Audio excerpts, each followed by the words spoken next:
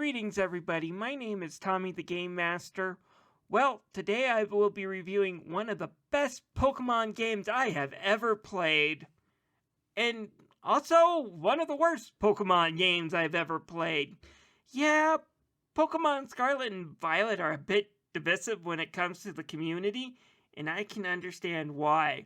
But personally, I do in the end recommend this title because, well, in the end, it makes a whole lot of changes to the Pokemon formula and does things that show that Game Freak is trying to make a game that, well, frankly, respects my time and intelligence.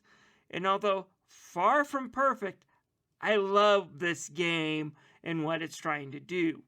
I haven't had this much fun with an actual Pokemon game since the handheld console I was playing it had a big old Game Boy sign listed on it.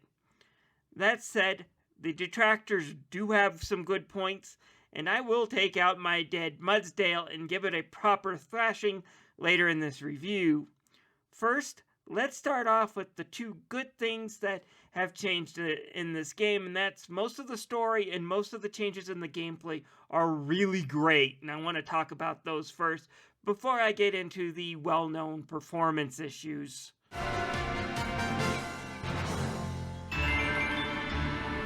The first improvement in this game I noticed was just starting the story. Okay, so the story isn't that different. The same story beats are done. You have to collect 8 gym badges, get to the Pokemon League, and beat your rival while staring down an evil team, while also helping a Pokemon professor fill out his dex. While that's still here, it's done completely differently. They took the same formula, but changed it to where while it's the same taste, you don't mind the taste because the alterations make it better. So where to start? Well, first off, it's not really the Pokemon professor or your mom throwing you out of the house so you can go on a Pokemon adventure. Rather, you're heading towards some sort of elite boarding school that helps teach young Pokemon trainers. The dean gives you a choice of the Pokemon that you want, and you also meet your rival, who isn't some big dumb kid who also wants to become champion, but rather someone who has already become champion, and she wants you to become a champion because she sees a possibility of an equal, and that excites her. Yeah, the rival isn't a bully or an idiot, she's actually quite respectable. Although there's a few things she says and does that make me think possible yandere in the making. I actually kind of like her eccentric personality though. Also, when she appears to battle, she never does so at the worst possible opportunity. When I was just worn out with 2 or 3 dozen trainer battles and wild Pokemon and I just wanted to get into the town, go to the Pokemon Center and take a breather, and then oh shit, here comes my rival. She doesn't do that. She always appears in the gym and she actually asks you to battle rather than forces you into one right away. And that right there is the main reason why I love this character so much. And a short time later, you also find a mysterious dragon Pokemon, Corydon, that is hurt that you decide to adopt. At any rate, you head to the school and study there for a few months and watch a lot of cutscenes, and then it comes time for the school treasure hunt. A semester where the kids have to go out and find their own treasure, aka what's important in life and what they want to pursue with Pokemon. Your character, having formed relationships with 3 other trainers on the first day, finds 3 options for his treasure hunt. The first again is from his rival to get those gym badges. Second, however, comes from Arvin, a trainer who wants to battle Titan Pokemon so he can find the herbs that they are protecting. He also seems to know the mysterious Pokemon that you're taking care of and has a grudge against it. Nonetheless, each herb you collect helps find a new ability for Corydon that helps you travel the world map, so his is kinda actually the most important. And finally, there's the mysterious Cassiopeia, who wants you to take out Team Star for them for some reason. And yeah, it doesn't take too long to figure out who they are and what they're actually up to. But still, Team Star isn't evil, more like misguided youths looking for a place that they can be safe and grow. And in the end, they got mixed up in some trouble that you will ultimately have to bail them out of. After you complete each 3 of the paths, the final chapter going to the crater at the center of the map opens up. And then the story gets quite a bit darker, as the Pokemon professor in this game, who you never really meet, calls you to their lab to help them out. All 3 of your friends go and you team up as you kind of go through this crater, and things get dark when you realize what the professor is up to. And when you consider one of the relationships they have with the character that you've been traveling with, it should have been quite an emotional reveal, but unfortunately it never sticks the landing, which is so unfortunate. I would have loved to have had more of this plot start earlier and go on longer than it did, because it really is good and dark and more adult than what usually goes on in a Pokemon game. Like I said, I love the story. So what is the gameplay like? Did they improve anything on that? Oh yeah.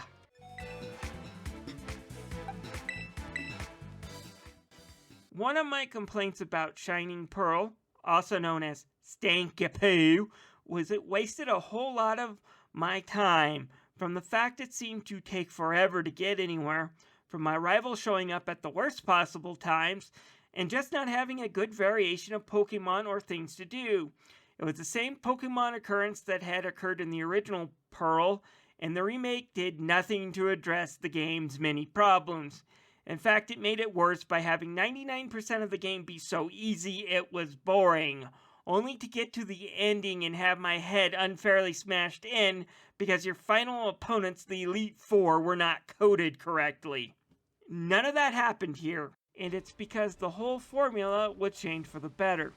The game is now open world, and you get to decide where to go, within limits of course. Like any proper open world game, you will learn abilities to get to places faster and easier, and a few will need to get to out of the way places. But these are far and few between as far as things you can't do until you get new abilities. And you gain abilities through what is called the Path of Legends on a pretty consistent basis. And of course, the further away from the school you are, which is the starting point, the stronger the wild Pokemon and trainers become. So journey too far, too fast, and you will end up taking a beating. But beyond that, the world is yours to explore, and it's big enough and open enough with enough treasures and surprises to make it worth exploring.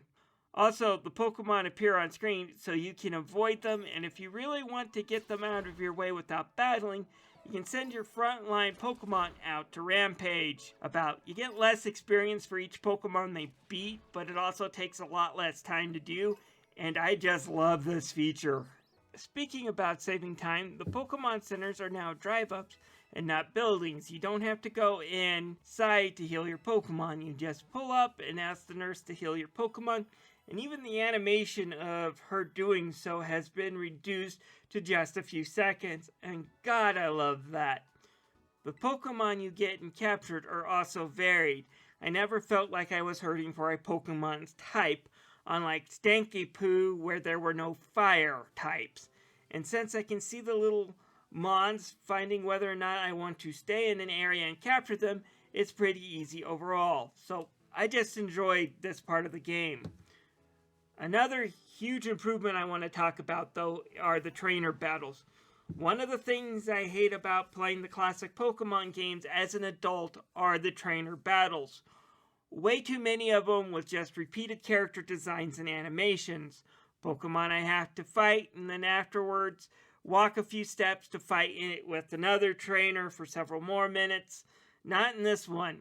Here the trainers are spread out, both on the path and on the field, and you don't have to fight them if you don't want to. If you want to run past them to get to the Pokemon Center to heal, or you're just interested in exploring the town that's up ahead, or just trying to capture more Pokemon, you don't have to deal with them when they're around. With that said, there are rewards for battling and defeating a certain amount of trainers in the area, so going and exploring for fights to pick is encouraged. It's just no longer mandatory, and I think this is a big improvement. There's nothing like having to go what feels like several hours down a linear path fighting dozens of trainers to make the game feel tedious, especially when you get to the entrance to the next town to heal and take a break, only to run into that pesky rival. It made me furious at the tedium, and that just doesn't happen here. For online and training, it's back to being pretty easy to do with the surprise trade, and linking two switches up together, locally or online, was also pretty easy. You do have to memorize passwords though. There is even a co-op mode where a bunch of people can link their versions up, and while playing, as long as they stay inside of each other, Pokemon from both versions of the games can be caught. Again, a really fun feature that uses both versions in the link cable beyond just trading. So again, a lot of really great improvements. So are there anything in the gameplay that I didn't like? Well, yes, plenty. First off, because it's open world, the towns aren't much to look at, with the exception of one or two. I don't remember anything. They're just blips on the map with nothing to do outside of the gym. They moved the Pokemon centers to the front of them, so you don't even have to go through them if you don't want to. And since they're just blips, there's no going into houses or really exploring. As much as they've done with improving getting to the towns and exploring the wilds, it's a shame you only have 2 cities in all that have anything to explore or do in them. The rest are just basically gyms. Something they will hopefully improve in the future. But speaking of gyms, most of them suck. Instead of going through gauntlets fighting Pokemon trainers like in the past, it's broken into mini games, most of them that have nothing to do with the Pokemon in your party. For example, a Find Waldo style game, or push an olive into the goal, or, well, you could fight a trainer in that last one for a shortcut, but that's about it. They're now boring mini games, and a lot of them have no Pokemon fights in them at all. They are mostly forgettable and have nothing to prove how you rate your current party. Now, not all of them are bad. For example, one gym challenges has you try to order the correct food. However, to get clues, you have to fight 3 trainers in town and beat them just to get the hints you need to find the actual ingredients and how you want the food prepared for the gym leader to appear. That one was actually kind of clever. Another gives you fighting double battles until the gym leader appears.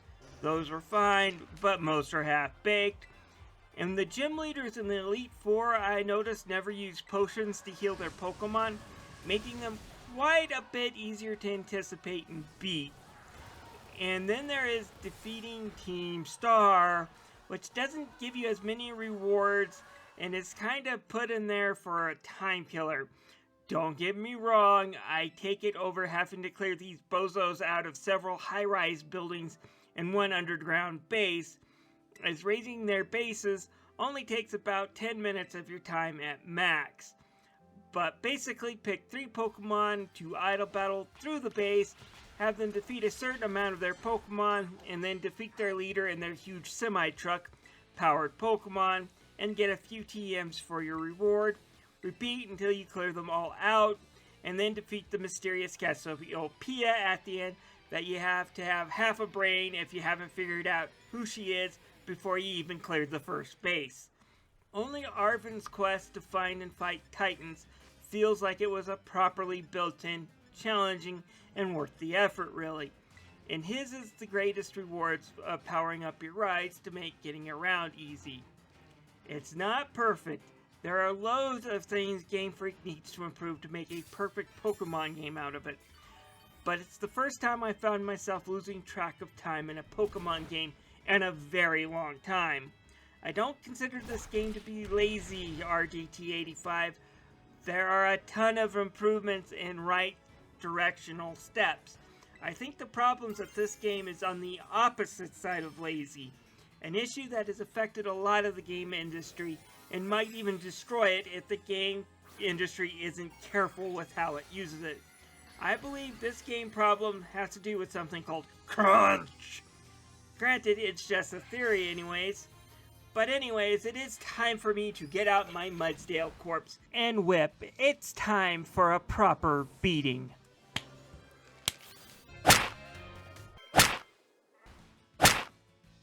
So, crunch, for those who don't know, happens when a game has to get out on time, and it causes developers to work long hours non-stop. We're talking 7 days a week, sometimes up to 90 hours or more, which isn't good for one's health. And okay, when it comes to that, I understand. It happens sometimes. Deadlines have to be met, and you have to make it to the store shelves on time.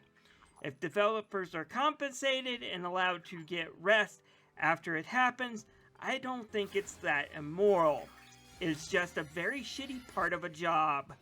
However, when I hear it goes on for months, or that the company's culture is to be in crunch 24/7, that's when I think it's a problem. Or worse, when I hear developers are suffering from PTSD, like soldiers that have actually fought in Afghanistan and Iraq, that I fear for the future of one of my favorite hobbies. How bad does your work environment have to be when your job is to crunch code in an air-conditioned office that you're suffering from the same disorders as people whose job is to both go out into a field and get shot at and shoot other people? It's one of the reasons why I think games from companies like Ubisoft, Activision, and EA haven't been as good for the last couple of years, because their work environments are terrible. And I don't think they can ever get good talent, and what talent they are able to retain are too exhausted to give a shit about getting a good game out. That's where I think these three are going. One of them got bought out, the other is working on being bought out, and Ubisoft, last time I've heard, was having trouble getting games out. I hope this isn't the future for Nintendo and Game Freak here. So why do I think this happened? Well, my theory at the time is that Pokémon Scarlet and Violet weren't supposed to be out this year. So what was Nintendo's big holiday going to be? Simple, Zelda Tears of the Kingdom. Uh-oh, that got pushed back to May. And at the same time it's being pushed back to May, we hear this game's coming out. Right on the heels of another big Pokemon game, Pokemon Legends Arceus, which release date was only last February. Where did they have time to release a game like Arceus, which is a fairly big game, and then release a full 2-version Pokemon Generation game? The answer I'm going to be assuming, and I won't be too surprised if I'm right, was crunch! At any rate, the graphics and performance show that this game is far from prime time, and there was not much care. While Pokemon games weren't cutting-edge graphics, the original were Game Boy and did not have much shine on them. You see these little monster symbols on this tower here? This is an Easter egg. It's what the Pokemon looked on the world map outside of their Pokeballs. Pokemon would be one of these characters here if you encountered them in town standing by a person. They'd also look that way in the status screen.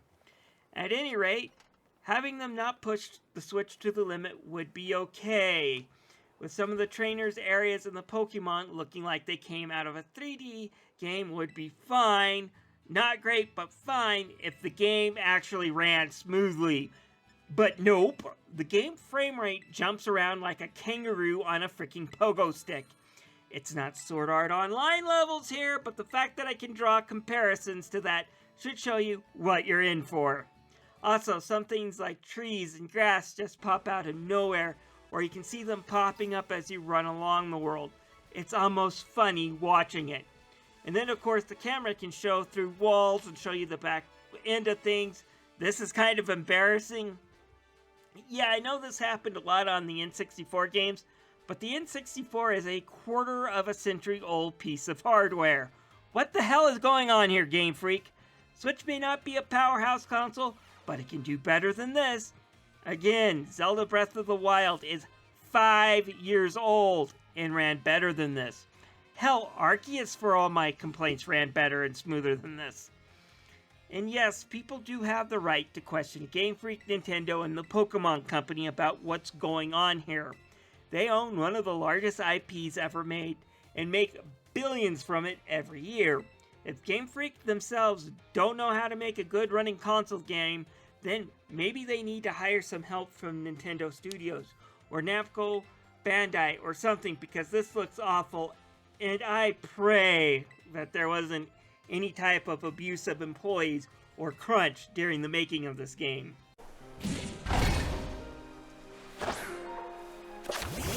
At least the music is good.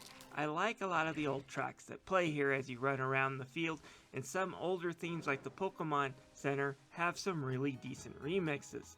The cries are all here. Overall, all I can say is it sounds like a Pokemon game, and it sounds pretty good.